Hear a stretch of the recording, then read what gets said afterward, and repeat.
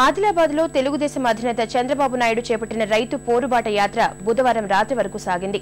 జిల్లాలో ఆయన తిరిగిన అన్ని చోట్ల రైతులు తమ గోడు వెళ్లబోసుకున్నారు.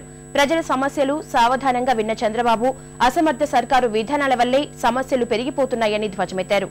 ఇవాళ నిజామాబాద్ జిల్లాలో పర్యటించనున్నారు. ఆదిలాబాద్ జిల్లా సాలెగూడలో ప్రారంభమైన చంద్రబాబు పోరుబాట రాత్రి ఉట్నూరు వరకు కొనసాగింది. Umri, Enda Tanda, Enda X road, Godariguda, Shampur, Utnoor cross road, ఉట్నూర్లో రైతన్నలు గోడు వెళ్లబోసుకున్నారు. పత్తి, జొన్న, సోయా, టమోటా పొలాలను చంద్రబాబు పరిశీలించారు. గిరిజనుల కష్టాలను అడిగి తెలుసుకున్నారు. రాష్ట్రంలో అవినీతి, అసమర్థ, రైతు వ్యతిరేక ప్రభుత్వం రాజ్యమేలుతోందని ధ్వజమెత్తారు. శరీరంలో చివరి రక్తపు బొట్టు ఉన్నంత వరకు, రైతులకు న్యాయం జరిగే వరకు, రైతులు ఆనందంగా ఉండే వరకు మీకు అండగా నేనుంటాను. పోరాటం కొనసాగిస్తాను. జాతీయ స్థాయిలో పోరాడతాం, రాష్ట్ర స్థాయిలో పోరాడతాం, క్షేత్ర స్థాయిలో పోరాడతాం, అసెంబ్లీ పార్లమెంట్ లో పోరాడతాం. మీకు న్యాయం చేపించే వరకు ఈ ప్రభుత్వాలపైన ఒత్తిడి తీసుకొస్తాం.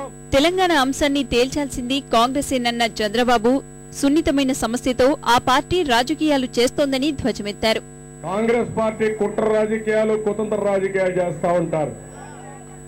మీరు ఒకసారి చూస్తే, ఒక పార్టీ అధ్యక్షుడిగా నేను తెలంగాణకు ఎప్పుడు కూడా వ్యతిరేకం చేయలేదు. ఒక సున్నితమైన సమస్యగా తయారు చేసే పరిస్థితికి వచ్చారు. నేను మహానాడులో చాలా స్పష్టంగా చెప్పాను.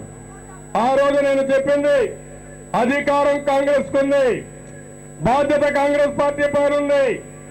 మీరు సత్వరమే ఒక నిర్ణయం తీసుకుని ఈ రాష్ట్రంలో ఏదైతే అస్థిరత ఉందో దీన్ని ఇమ్మీడియట్ గా తొలగించవలసిన బాధ్యత కాంగ్రెస్ పార్టీ పైన ఉంది. కాంగ్రెస్ పార్టీ రాజకీయాలు చేస్తున్నారు.